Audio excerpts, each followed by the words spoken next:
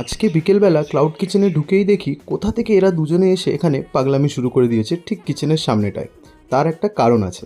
এই যে দেখুন, আজ কিন্তু কিচেনে হয়েছিল একদম ফ্রেশ গরম গরম চিকেন বিরিয়ানি। আর দাঁড়ান, কথা কিন্তু এখানেই শেষ নয়, তার সাথে হয়েছিল একদম গরম গরম অথেন্টিক কলকাতা স্টাইল চিকেন চাপ। এর সাথে আরও কয়েকটা আইটেমস হয়েছিল। নমস্কার, আমার নাম অনিন্দ। আমি খড়গপুর শহরে একটি ছোট ক্লাউড কিচেন আর কেটারিং সার্ভিস অপারেট করি। আজকে আমাদের টোটাল 70 থেকে 75 জনের একটা বার্থডে মেনু হয়েছিল, সেটারই একটা ছোট ভিডিও আপনাদের সাথে শেয়ার করছি।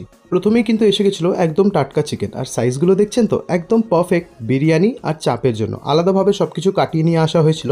তার সাথে কিছুটা এখানে চিলি চিকেনের জন্য চিকেনগুলোকে ম্যারিনেট করে রাখা হয়েছে।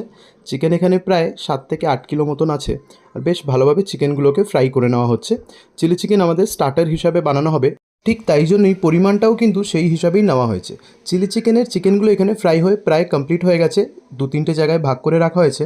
এবার চিকেন চাপের চিকেনগুলোকে ফ্রাই করে নেব। 80 to 85% এখানে পুরো চিকেনটাকে কুক করে নেওয়া হবে। আজকে আমার ইচ্ছা আছে আপনাদের সাথে একটু মশলাপাতির কোয়ালিটিগুলো শেয়ার করার।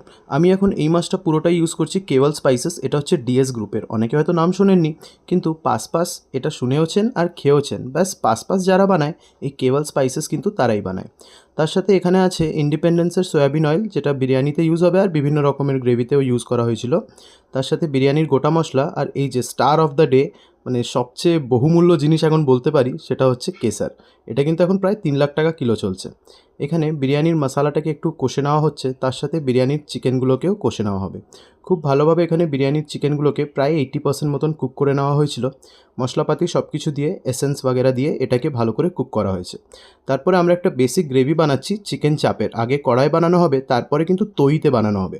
এটা হচ্ছে তৈ, যেটা চিকেন চাপ বানানোর জন্য একটা স্পেশালি তাওয়া থাকে, ওটাকে তৈ বলা হয়।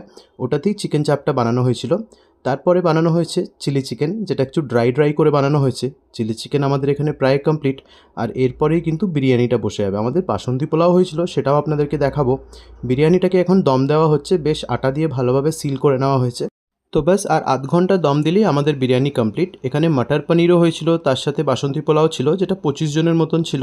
বাকি আইটেমে চিকেন চাপ আর বিরিয়ানি আর চিলি চিকেন ছিল। খাবার দাবার সবাইকেই ভালো লেগেছে, যাদেরকে আমি ডেলিভারি করেছিলাম আজকের খাবারটা। আপনিও যদি চান একবার অর্ডার করে না হয় দেখতেই পারেন। এই ভিডিওটার কমেন্ট সেকশনে কমেন্ট করে রাখতে পারেন, আমি আপনাদেরকে কলিং নাম্বার অথবা হোয়াটসঅ্যাপ নাম্বার দিয়ে দেবো। সেখানে আপনি কল অথবা হোয়াটসঅ্যাপ করে আপনার অর্ডারটা প্লেস করতে পারবেন। আশা করি আমাদের খাবার দাবার আপনাদেরকে খুবই ভালো লাগবে।